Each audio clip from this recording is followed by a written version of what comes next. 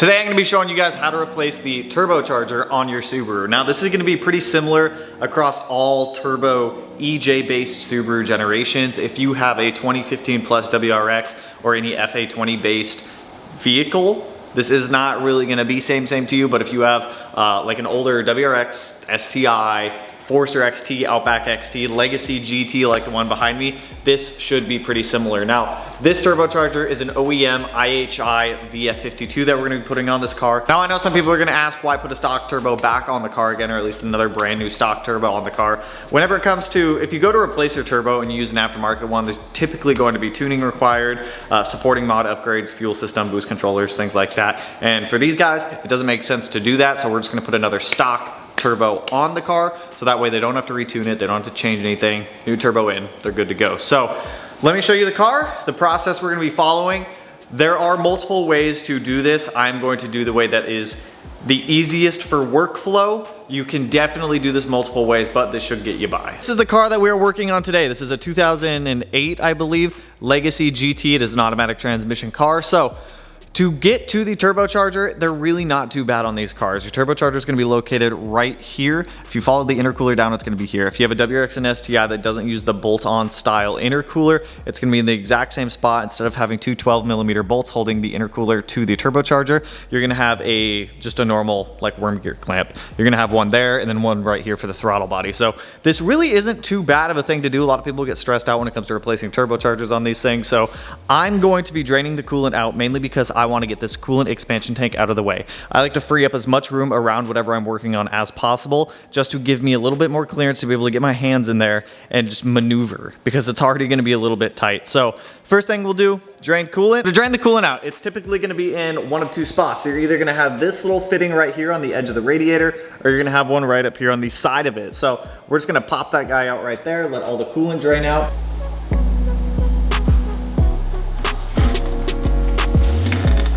Go. It shouldn't be coming out all violent yet.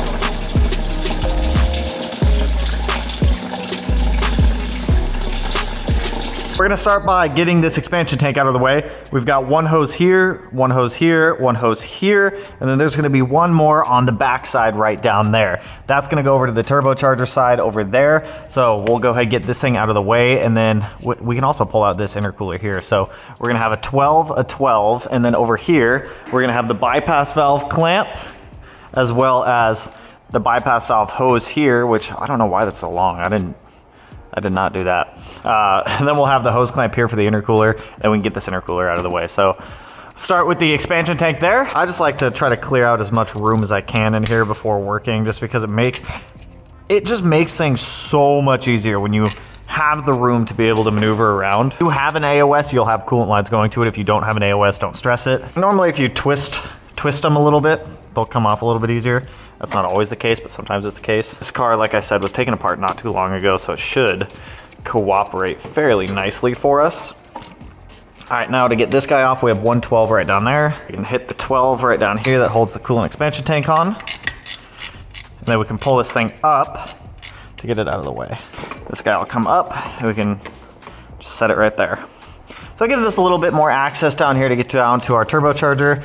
We've got a block breather here that goes down to the head right there. So I'm gonna try to get that guy up. You can see we've got another coolant line here going to the turbocharger. We can actually go ahead and remove that guy. Sometimes you can grab the hose with some pliers and wiggle it a little bit, and it'll kind of break it free. Get that guy up and out of the way. This is an AOS breather line, so I can just pop that off and put that over there for right now. So look at that. We've got our, which that just popped right off. Weird. We have our boost controller line right there that goes to the turbocharger. Let's actually at this point go ahead and get the top mount intercooler off, because that freed up everything over here way easier than I was anticipating. So you can pop this 12 out. Pop this 12 out. You can come up here and loosen this clamp here for the top mount. If you have an STI or an older WRX, you will not have this style top mount. You will have one where the throttle body is right here in the middle, and you just undo it from there, and then you would just undo it from the turbocharger, and it would just be two hose clamps. We can just pop that guy right off, and then we just have these 12s right here to be able to remove the intercooler from the car. Undo that guy right there. Now this intercooler should just come up and out. just like that. Now we've got a ton more room in here.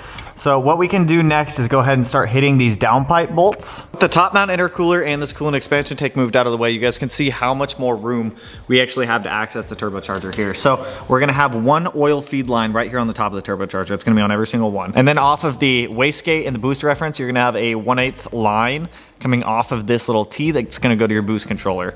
From there, we can start getting the downpipe out right here. So there's gonna be 5 nuts and bolts that hold this downpipe to this turbocharger. Once we get those out, then we can access the bolts that hold the turbocharger down to the up pipe. We can go ahead and loosen the turbo inlet clamp and then get this entire turbo right out of here. If your turbo's been on for a long time, it is not going to want to come off. I'm going to tell you that right now. So if you need to soak these in PB Blaster, do so. Like I said, this one has only been on a couple months, so it shouldn't be too bad to come off.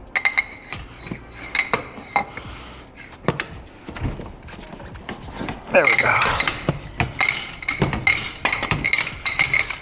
Like I said, sometimes you gotta cut these off if they've been on there for a long while, which that's when things start to suck. Now all we have left is one coolant line going to the bottom of the turbo right down here, which I can actually show you guys on our new turbo. So all that's really connected left up to the turbo right now is this bottom coolant line, the oil drain, and then the 3 flange nuts for the downpipe, or for the up pipe. So let's go under the car, get the downpipe out, then we can work on getting the turbocharger off. Under our car here, we've got our downpipe to catback connection that we're gonna have to pop off. This one looks like it's some rusty old hardware that we can use. Then we have our O2 sensor here, and it comes up, it goes over the heat shield here, plugs in right there. All we're gonna do is unclip this to be able to drop this downpipe. And then right up there on the bottom of the downpipe, we got one more 14mm nut. And then after that, we can get this downpipe out. And then right there on the back side of the up pipe, almost touching the downpipe, is the last one of the 3 nuts that we need to get for the up pipe to hold the turbo on. So, okay, I'm on it. Thankfully this one's coming off pretty, it's actually coming off pretty nicely, thank God. To be honest, a little bit worried. Normally there's a transmission hanger for this, but since it's an automatic car, I think it's using a manual transmission downpipe, and they don't always work nicely. Now we've got our catback connection here, an O2 sensor, and then I can get this downpipe. We're just gonna hit the electrical connection for the doodad and make life easy, and that is right here, which I don't even think I need a flathead. It should unplug, yeah, unplugs pretty nicely. And pull that guy out. Now we just have these back here, which 17s maybe? Look at that, downpipe's out. Under the car stuff, we're done. To get this turbo out, all that's left is this lower coolant line, the oil drain line, which the oil drain line will just pull right off with it. The coolant line, we're gonna have to undo the clamp, and then there's 3 14mm. You've got one here, and one here, and then the turbocharger should just pull up and out. I don't like using extensions on breaker bars and whatnot, but sometimes you gotta do what you gotta do.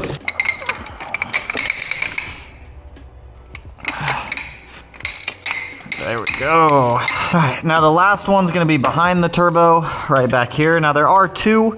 If you put it on the wrong one, you're just gonna end up taking the up pipe support bolt off, so just make sure you're on the right one. If you do take the wrong one off, it's not the end of the world, but now I should just be able to, yep, look at that, old turbo, out. Beautiful. We've got our old turbo here, our new one here. Woo! Not too bad, right? So next up, we need to go ahead and get the new turbo in. So we've got new gaskets. We'll toss some new gaskets in here. And then putting the new turbo in is just gonna be the reverse of taking that one out. So it's really not too bad. A lot of people stress out about this stuff, which I get, but there's no need. All right, so we can go ahead and grab our new gasket here, snake in here and pull off our old one there, toss it to the side. I'm gonna go ahead and hand tighten these studs back down for any of them that may have come out a bit. Like I was saying, this is gonna be the tricky part where now we need to get the oil drain, the turbo inlet, and the studs for that all to line up at the same time. So this guy in here, I'm gonna aim for that oil drain first, and then, okay, so we're on the oil drain. Next up, the up pipe, and now to try to get that turbo inlet on, which it's gonna suck, so I'm gonna have to like try to fish it up with a flathead. but oh dude, it's almost on. I want to undo these so that way it's got a little bit of, get off my hand. Get off! I'm like a cat with a piece of fucking tape stuck in my hand. I'm gonna try to push the clamp back as far as I can. The turbo inlet's gonna be the worst part. You know, that can definitely be a pain in the, it can be much worse. Let me say that much, but there we go. Our turbo inlet is actually on. It's fully on our turbo now. So that is one thing you gotta watch out for is when you're putting this all together, make sure that you can get that all the way on. Now that we've got the turbo onto the turbo inlet and we have our oil drain lined up, let's go ahead and get this turbo bolted down to the up pipe. And then we can get our oil feed line on, and then we'll do our downpipe. So kind of the reverse order of everything else that we just did. All right, turbocharger bolted to the up pipe.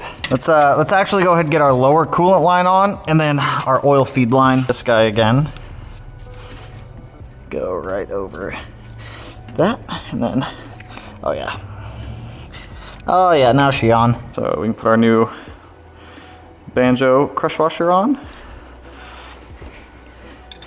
Slide that guy down through. Put this guy on as well.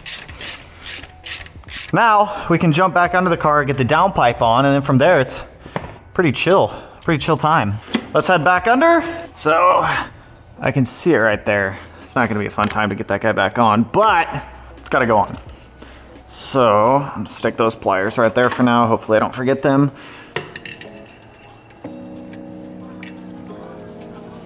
It's like, this is always such an annoying clamp to try to get. Oh, okay. Okay, I've got it. I grabbed it. Don't let go of these pliers, Tanner. Look at that. Clamps back on. Easy peasy, man. Grab our downpipe here. Get it shoved back up in its home.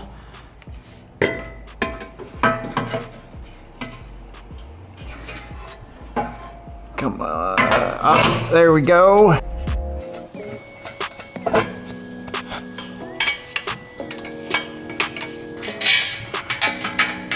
Now before I tighten everything up down here fully, I want to go up top and put the two longer 14s in, so that way everything kind of goes where it needs to.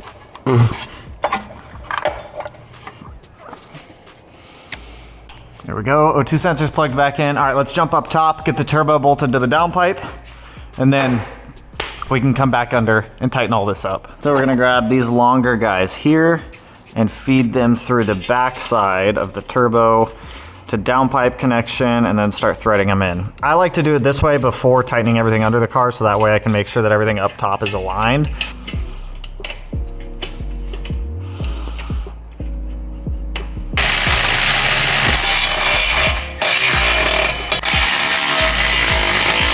Downpipe's back in. Everything down under the car is pretty much done. We just gotta finish putting everything together on the top side of the car. The boost reference line for the turbo, the coolant expansion tank, the coolant lines and whatnot, so it should be pretty straightforward at this point. Putting it back together, then we'll burp it and make sure that she works properly. All we got left, I can see the little vacuum line for our turbo reference right there, so I can actually just go ahead and pop that guy on right now. So our vacuum reference is back on for our boost controller up here. We have our oil feed on, oil drain on, turbos bolted down. We need to do this coolant line that goes to the AOS, and the AOS will hook back up to right there. And then I did pop off the two breathers for the cylinder head over here, so we just gotta pop those guys back on too. So that's actually pretty easy. Let's get the breathers back on for the cylinder head right here. We've got one of them here, which goes to the rearmost line, which that guy's gonna go like that. Snake my hand down under here. We can go ahead and get our reservoir back here, back on, and then get it bolted right down there. A little bit of a tight fit, but I know she fits. There's one that's a little bit longer that I wanted. I think it was that one. Tighten it up. Off of our coolant expansion tank, these might look different based on what year you have, but they all function and kind of hook up the exact same. You've got one smaller line that comes off the cap that goes to the crossover tube here that goes to the overflow. You've got this bigger one that actually goes from the radiator to the expansion tank. So they all, for the most part, hook up the same. Here we've got these two AOS lines where one of them is gonna go up here to the AOS, and then the other one right here will go to our turbocharger. So this one's gonna go to our turbocharger. This one's going to go to our AOS. And slide the clamps back up and on, zip tie all these together, get our top mount back on, get coolant back in this thing, burp it, and she should be solid. See, swapping out your turbo really ain't too bad. It's not too hard. So there is an O-ring in here. Make sure you still got your O-ring on your top mount if you have a bolt-on style like this one. Slide that guy up into that. I'm gonna go ahead and tighten down this hose clamp first, and then we'll get the 2 bolts bolted up on that side. So come right here, tighten this clamp.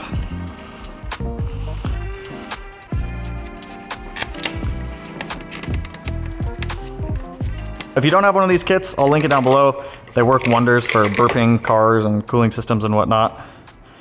So you just put the little fitting right there, grab the cap, slide it over, twist on, locks in, that guy goes there. Move this for our cooling system.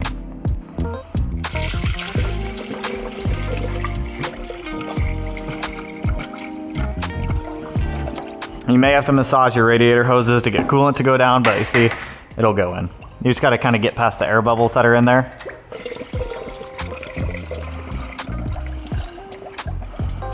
So if you don't know how to burp your cooling system, all we're gonna do is start the car with the funnel on here, and we're gonna turn the heat to full blast and put it on defroster and let the cooling system bleed itself. After that, should be burped. Subarus can be a little picky sometimes, but if you have an expansion tank, it should be pretty simple. So we're gonna come right here, go ahead and let this thing run. And then we're gonna come right here, turn temperature all the way up, put it on full blast, and put it on defrost. Where's defrost on this? Oh, right there. Put it on defrost. You'll see all the air come out. So I'm gonna top that off as it continues to burp. I don't see any coolant coming out the bottom, so it's a good sign. Oh yeah, I can see a little bit of smoke. Totally normal. That turbo is also covered in oil, so it'll probably take a moment to smoke it all off anyways. All right, I'm just gonna let it run. I'll update you guys after all the airs come out of the cooling system. What mode? I'm in sport. I wanna go into sport sharp. I just wanna give it a little bit of beans. Let's see if she gets in a boost. Yep. I would say that drives great. It definitely gets in a boost. It is a little laggy, but honestly, that could be that could be the tune, that could be a couple things. It is still on a stock 2-port boost controller, so you can't really ramp the boost up much more, but no, it feels great. And there you go. That's how you swap a turbo on your Subaru. If you guys got any questions, feel free to drop them down below. I will link below a couple OEM replacement turbo options for you guys, VF48s, VF52s, things like that, as well as the turbo gaskets. If you guys are looking for like turbo blankets or oil feed lines, things like that, I'll definitely drop them below for you guys. But with that, that's all I got for you guys. If you like the video, you know what to do. Go ahead and hit that like button, turn your black, blue, green, yellow, purple, silver sight, and whatever color it turns for you. And if you're not already subscribed and you want to be, I'll put it in one of these corners. No idea which one quite yet, but with that, I'll catch you guys in the next one. So peace out, homies. Woo!